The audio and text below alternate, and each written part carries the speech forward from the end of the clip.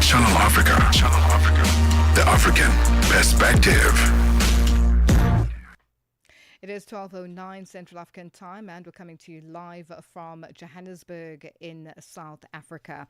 And we look at our first story where we are going to Sudan. And in Sudan, we're going to be focusing on what's unfolding there with regards to the Sudanese President Salva Kiir having fired 3 ministers and a governor in his latest cabinet reshuffle. No reasons have been given for the dismissals. The nation became the world's newest country in 2011 after ceding from Sudan, but has been engulfed by civil war after Kiir and his deputy Riek Machar fell out. And to discuss this further, we are joined on the line by political analyst Dr. David Matsanga. Dr. Matsanga, good afternoon, and thank you for joining us on Africa Update. Good afternoon, my sister. Good afternoon, Africa, and good afternoon, the entire world. Thank you very much. And we thank God for bringing us here again to talk about Africa. Dr. Matsanga, is there anything untoward regarding these dismissals? What are the reasons behind it? Nothing has been spoken of. Since independence, some of us helped a lot to get South Sudan independence. You remember the wars that took place between the Lord Resistance Army and the government of Uganda, SPLA, and the government of Khartoum, until we hammered the peace agreement in Uganda, in Juba. I was part of that negotiating team that brought about the removal of warring parties out of South Sudan, and South Sudan got independence.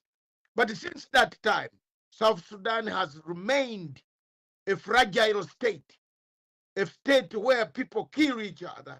You remember the first president of South Sudan died in a helicopter crash, and then Mr. Salva Kiir took over power. No sooner had they taken over power than in 3 months a war broke out. And then in 3 years, a war broke out. They split. Dr. Machar, a very good guy, who does peace, who helped us to hammer peace in Uganda, fought against, and they all clashed, and South Sudan has been at the brink of disaster, from disaster and disaster. It is not a country you can talk about. Now, of those that have been named as the replacements, are they from Kiir's party? And if so, could it mean that the president is looking at changing the landscape of the cabinet? The president himself is part and parcel of the problem. And another thing that I want to say is IGAD is to blame the peace negotiators that went out to hammer the peace agreement of South Sudan. Errad. You cannot in life ever hammer a peace agreement without accountability. Accountability is key to any redemption strategy for a country to come and have peace. That was not done. That failed. The peace mediators, negotiators failed South Sudan. Since this agreement of coming together, Riek Machar and Salva Kiir was hammered, there has never been harmony. They all walk with pistols, ready to kill each other. Salva Kiir is a grown-up guy who I know very well. Riek Machar, an educated man whom I know very well. Why do they always want to kill each other? Ethnicity has been rampant, rife. Even in this selection is based on ethnicity. The sackings are based on ethnicity. That is where the problem is. We have not healed. People have not healed from the past wounds. They need to heal first. And that is what the mediators failed to do, to create accountability, a mechanism where people heal before they take up posts, which is now leading to sacking, summary execution, killings, almost a war zone. It's a war zone as we speak right now. Lulu, Riek Machar is under house arrest with their wife. They eat food from their house. They don't move out of their compound. That's what the South Sudan is. That's what we have in South Sudan, Juba. Now, moving from South Sudan to the DRC, the Congo River Alliance accusing the government of violating agreements aimed at ending the conflict. Are these accusations by Corneille Nangaa, the leader of the AFC, true? Yes, 100% true. I have told you, Lulu, I am one of the few people in Africa who speaks my mind. If you want to kill me, I've reached the time to go home. God will take me and welcome me. I speak my mind. You will never solve the problem of Congo without looking at Congo in a different way. I have said it and I will continue to say it here. You can do 1 million negotiations. You can do every pact you can sign.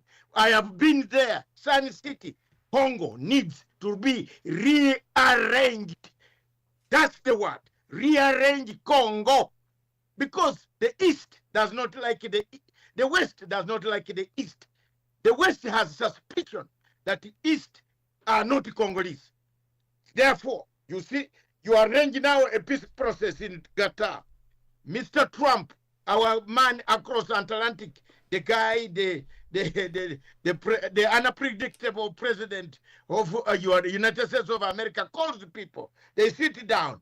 No sooner had the ink dried on the paper than the Congolese government spokesman minister comes and said, we shall not allow M23 into our army. What agreement are you sorting out? In Qatar, we are wasting time. We went to Qatar. And I told you, you and I told you here, yes, we had that there will be no peace. Yes, there will be no peace in DRC Congo until Congo is rearranged like a Yugoslavia. Why are these Western countries? Why are these European countries? Why is France, which arranged Yugoslavia, why have they not rearranged us? Why? The West does not like the East. Let's face facts. The West, Tshisekedi calls the M23 Tutsi. He calls them Tutsi. He calls them names. He isolates them in the army.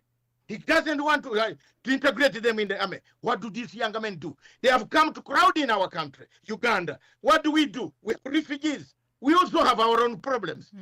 Let me tell you, the only problem, anybody tackling Congo, if you have gone to school, unless you went to a wrong university, if you have gone to school and you did not study and are stripped outside the classroom in a compound, is when you can say you'll have an agreement in DRC Congo.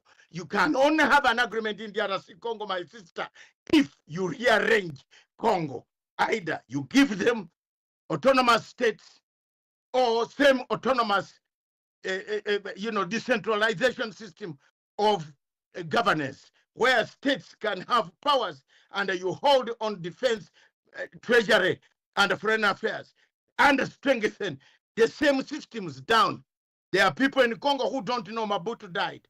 Is this a country that you want to tell me it will ever bring peace? Now, Dr.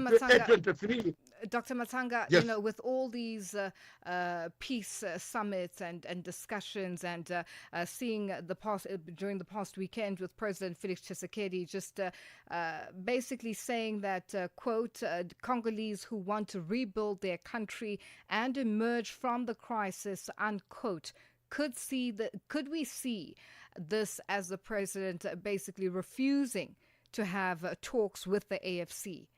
With this in mind, what needs to happen? You speak of dismantling of the DRC, Yugoslavia style, but are they ready to do that? Because clearly it doesn't seem like.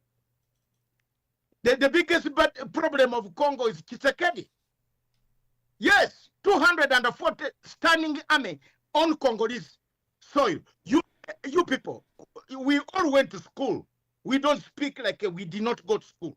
240 standing armies on Congo's soil. How are you going to solve that problem? By signing an agreement with only one group? How? Tell me. The biggest problem is Tshisekedi. I think the father was the best person. Tshisekedi has let me down. I remember the father very well in Paris whenever some of us would go there to visit him. Intelligent man. But this one is not intelligent at all. And we must tell the truth. He's one of the people creating chaos. How do you lock out a former president Kabila? Tell him not to come. Charge him with treason and want him arrested. When he gave you power, is this the type you can't get? What this? Which Congo do you want to rebuild? There are people in Congo who don't know that Tshisekedi is the president. Yes, in those forests. Did you know that? They don't know. They have never voted for anybody. So which country is this? Are you going to rearrange that we re-emerge as Congolese? Yeah. You are just Well, Dr. arranging Matsanga, borders. unfortunately, we have run out of time, and I have to leave it there for today. But thank you so much for joining us on Africa Update. Thank you very much, my sister. All the time, let me be frank and let me be hated in Africa, but let me speak the truth. Rearrange Congo. Congo, Nigeria need rearrangement. They are very bad states on African continent. Goodbye. It's Dr. David Matsanga, political analyst, is quite passionate about African issues, as you have heard. It is 20 after 12 Central African time. In this episode of Channel Africa Conversations,